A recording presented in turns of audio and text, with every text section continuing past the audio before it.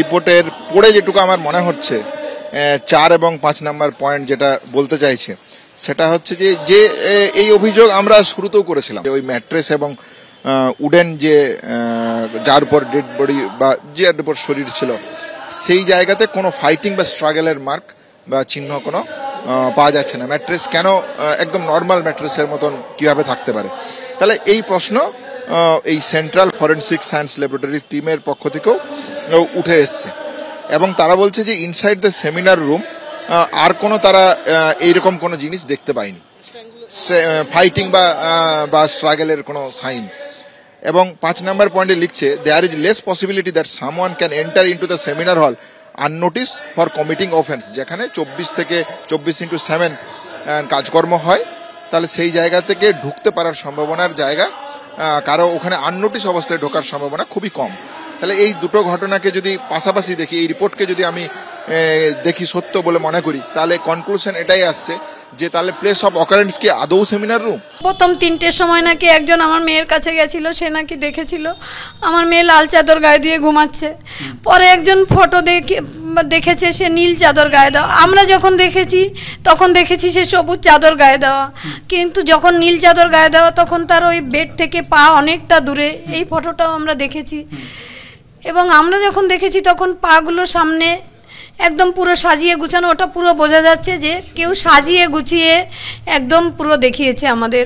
এই সিএফএসএল এর রিপোর্টেই রয়েছে, সিএফএসএল এর রিপোর্টের 12 নম্বর পাতার 5 নম্বর পয়েন্ট, সেখানে তারা বলছেন there is less possibility that someone can enter into the seminar room, seminar hall unnoticed, এবং তারপর এটাও তারা বলছেন ফর কমিটিং অফেন্স, অর্থাৎ যার বাংলা করলে এই দাঁড়ায় যে ওই সেমিনার হলের ভেতরে সকলের নজর এড়িয়ে প্রবেশ করা এবং কারোর নজরে পড়বে না এরকম একটা পরিস্থিতিতে অপরাধ সংগঠিত করে বেরিয়ে যাওয়া, এর পসিবিলিটি সম্ভাবনা অত্যন্ত ক্ষীণ, অত্যন্ত কম। এবার কাদের কাদের নজর থাকার কথা ওই ঘরে, সেখানেও একটা ব্র্যাকেটে তারা এখানে উল্লেখ করছেন যে এখানে 24/7 একটা অপারেশনাল হসপিটাল এটা, এবং এখানে 24/7 24 ঘন্টা 7 দিন এখানে নার্সিং স্টেশন রয়েছে, ডক্টরসদের ডিউটি রুম রয়েছে এবং এখানে হসপিটালের করিডোর রয়েছে। তো এই 3টে জিনিসকে এড়িয়ে, সকলের নজর এড়িয়ে সেমিনার হলে প্রবেশ করা, কেউ দেখতে পাবে না এবং সেখানে একটা অপরাধ ঘটিয়ে বেরিয়ে যাওয়া, এটার সম্ভাবনা লেস পসিবিলিটি। তারা এখানে এই শব্দবন্ধটা ব্যবহার করছেন সিএফএসএল এর আধিকারিকরা, তাদের যে রিপোর্ট তারা পেশ করেছেন, যেটা আমাদের হাতে এসেছে বিভিন্ন সূত্রে, তাতে দেখা যাচ্ছে তারা এই সম্ভাবনার এই বিষয়টা তারা উল্লেখ করছেন।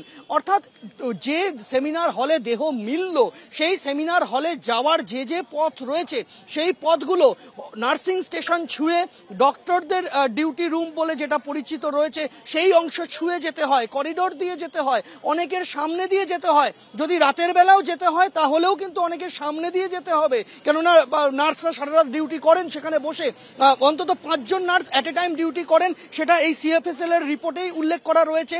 তবে যদি আমরা তর্কের খাতিরে ধরেও নিই যে 5 জন নার্স ছিলেন না, 1-2 জন নার্সও কিন্তু জাগ্রত অবস্থায়, জেগে থাকা অবস্থায় রাতের বেলা ওখানে ডিউটি করেন, ফলে তাদের নজর এড়িয়ে সেমিনার রুমে প্রবেশ করা, একটা অপরাধ ঘটানো, সেখান থেকে বেরিয়ে যাওয়া, কারোর চোখে পড়বে না, তার সম্ভাবনা লেস পসিবিলিটি। যে শব্দবন্ধ ব্যবহার করেছেন সিএফএসএল এর আধিকারিকরা তাদের রিপোর্টে, তা কিন্তু এমনটাই, এই বিবরণটাই সামনে আনছে। আর এখানেই কিন্তু প্রশ্ন তুলছেন আন্দোলনকারী চিকিৎসকেরা, আন্দোলনকারী জুনিয়র ডাক্তাররা, যে তারা যে আশঙ্কার কথা বারবার বলছিলেন, সেই আশঙ্কার বিষয়ে কিন্তু এই সমস্ত তথ্যগুলো শিলমোহর দিচ্ছে।